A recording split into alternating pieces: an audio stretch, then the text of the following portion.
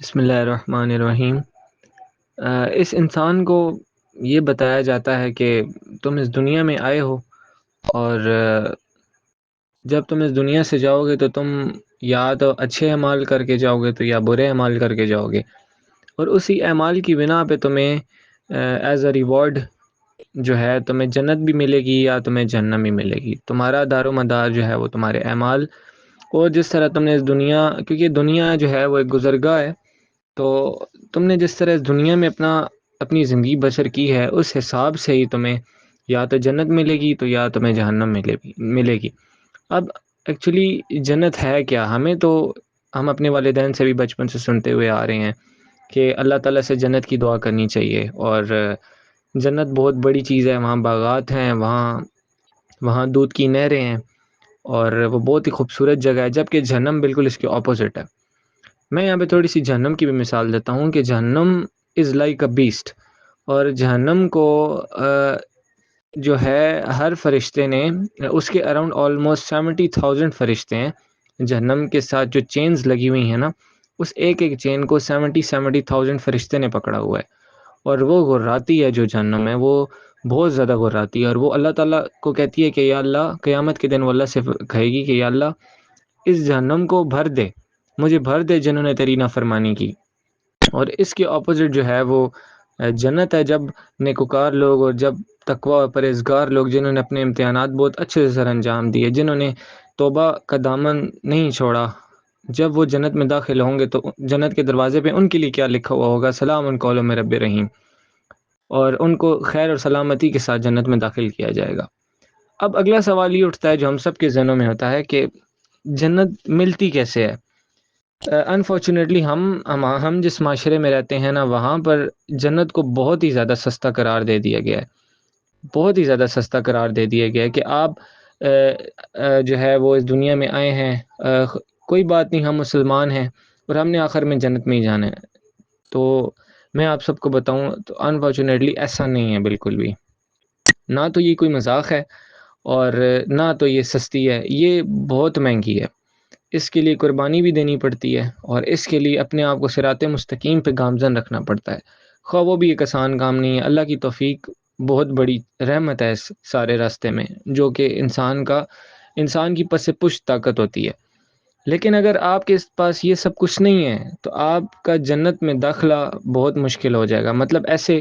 کہ آپ یہ نہیں کہہ سکتے کہ میں یہاں پہ دنیا میں رہوں، میں عیش و عشرت کی زندگی بھی گزاروں اور میں آخر پہ جنت میں چلا جاؤں۔ اس طرح نہیں ہے، جنت میں تو آپ ضرور جائیں گے،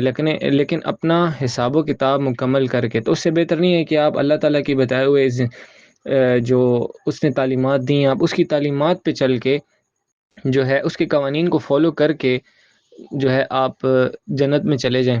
وہ اللہ تعالیٰ فرماتا ہے نا کہ یوم اذن تعرضون لا تخفی منکم خافیہ، کہ جب تم قیامت کے دن میرے سامنے پیش کیے جاؤ گے تو میں تمہارے سارے راز اشکار کروں گا۔ تو کیا بہتر نہیں ہے کہ ہم ایک اچھا عمل کر لیں اور ہم دوسروں کے رازدار بن جائیں، ہم اللہ کے ساتھ بھی رازدار بن جائیں اور خود کے ساتھ بھی رازدار بن جائیں۔ ویسے ہی ایک عمل ہے، تو عمل بہت سارے ہیں جو ہمیں جنت کی طرف لے کے جاتے ہیں۔ تو جنت جو ہے وہ ملتی ہے بہت محنت سے، اس کے لیے بہت محنت کرنی پڑتی ہے اور اس کے لیے ایفرٹ کرنی پڑتی ہے۔ جنت جو ہے نا وہ ایفرٹ مانگتی ہے، اور وہ ایفرٹ عبادت کی صورت میں بھی ہو سکتی ہے، وہ ایفرٹ اللہ تعالیٰ کے بتائے ہوئے قوانین اور اس کے راستے پہ چل کے بھی ہے،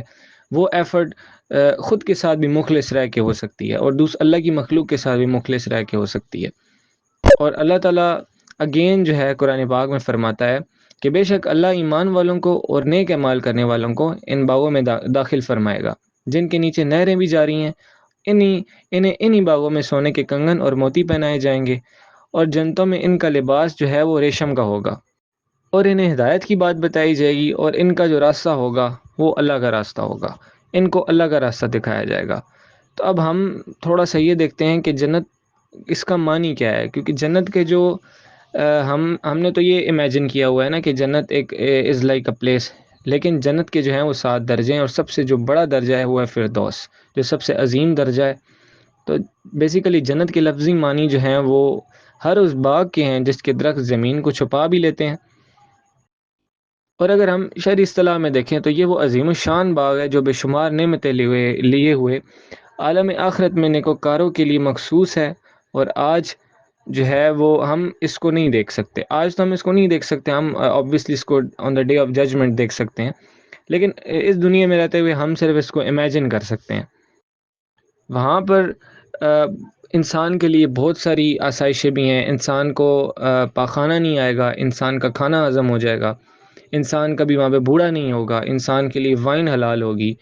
اور انسان کے لیے بے شمار نعمتیں ہیں. تو بیسیکلی اللہ نے ایک آپ کے لیے ٹیسٹ رکھا ہوا ہے ہم ساروں کے لیے کہ ہم اس دنیا میں آئیں، ہم اس کے قوانین پہ عمل کریں، اور ہم اس کے دین کو پھیلائیں، خود بھی عمل کریں اور اس کے دین کو بھی پھیلائیں. تو یہ وہ عبادت ہے، یہ وہ ذمہ داری ہے جو اللہ نے ہمیں دی ہے. تو اس ذمہ داری کے بارے میں بھی پوچھا جائے گا ہم سے، اور ایٹ دی اینڈ جو سب سے بڑا ریوارڈ ہے وہ ہے ہمیں جنت. اس میں ہمیں سلامتی اور خیر کے ساتھ جو ہے وہ داخل کیا جائے گا. تو یہ میں سمجھتا ہوں ایز اے مسلم ہم ساروں کے لیے بہت بڑی موٹیویشن ہے کہ ہم اللہ تعالیٰ کا جو اس کے دین کی سربلندی کا کام ہے اپنے اوپر بھی امپلائی کریں، اور دوسروں کو بھی وامر بالمعروف ونہی عن المنکر، دوسروں کو بھی ہم اس کی خیر کی بھی دعوت دیں اور اسلام کی بھی دعوت دیں، اور ہم ایک اچھا امیج دین کا جو ہے وہ پریزنٹ کریں تاکہ لوگ اس کی طرف زیادہ سے زیادہ آگے پہنچ سکیں. آئی ہوپ کہ ہم سب کو یہ بات سمجھ آ گئی ہو. اللہ تعالیٰ جو ہے ہمیں ہدایت کا راستہ دے، اور اللہ تعالیٰ ہمیں ہمیشہ جو ہے اس کے راستے پہ چلنے کی جو ہے وہ توفیق اور ہمت و طاقت عطا فرمائے.